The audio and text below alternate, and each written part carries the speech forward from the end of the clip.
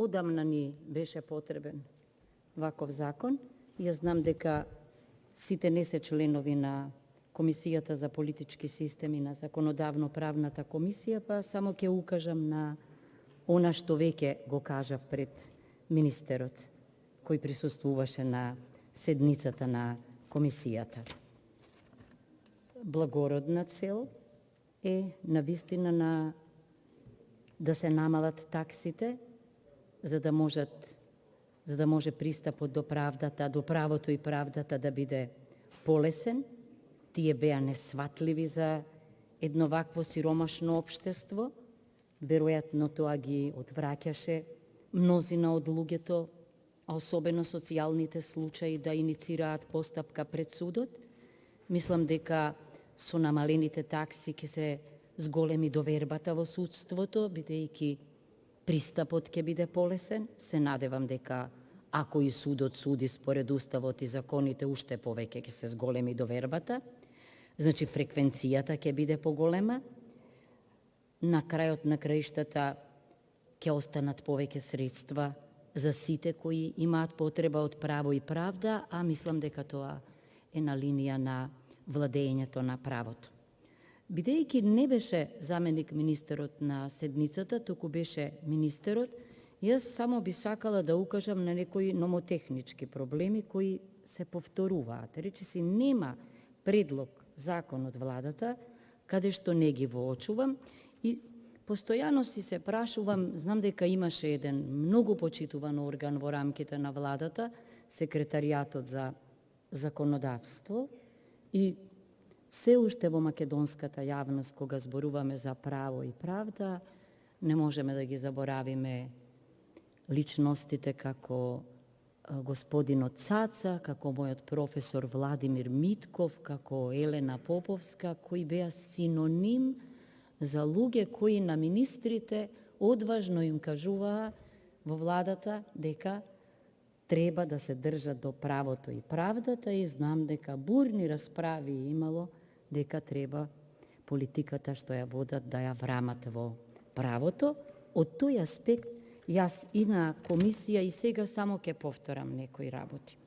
Значи, кога се зборува за оценка на состојбата, и пред мене се повикуваа во областа што треба да се уреди и причините за донесувањето на законот, тоа треба навистина да се стори номотехнички како што треба. Имено, не е оценка на состојбата да напишете донесувањето на овој закон произлегува од потребата за обезбедување услови за олеснување на пристап до правдата преку намалување на горниот праг на висината.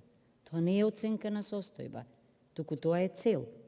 Оценка на состојбата е да се каже дека правото и правдата со децении заради високите казни се тешко достапни со луѓето со пониски примања.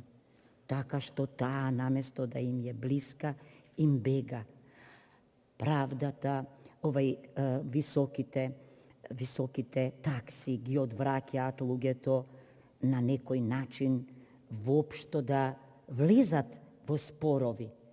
Понатамо, може би затоа што овде се работи за сите правни лекови, тогаш нема може би да посегнат по правни лекови. Зошто? Заради висината на таксите и така натамо.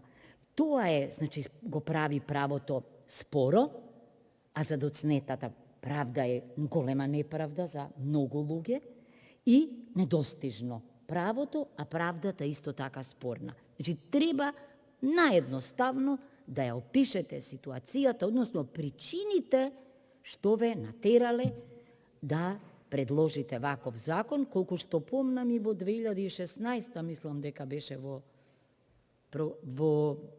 програмата на СДСМ овој закон, може да ме коригирате ако грешам. Значи, тоа е едното. Второ, се вели во оценка на состојбата.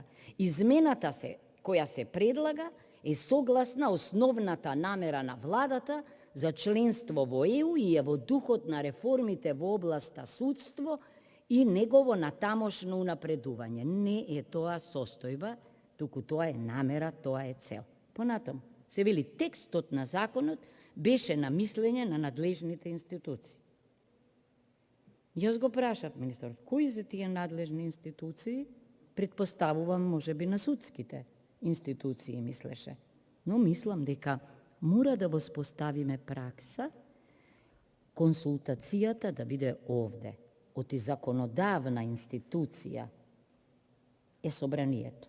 И тука треба представниците на заинтересираните надлежни, ние сме надлежната институција и председателот е првиот човек на таа надлежна институција, значи овде би можело да се организира размената на мислењата во иднина.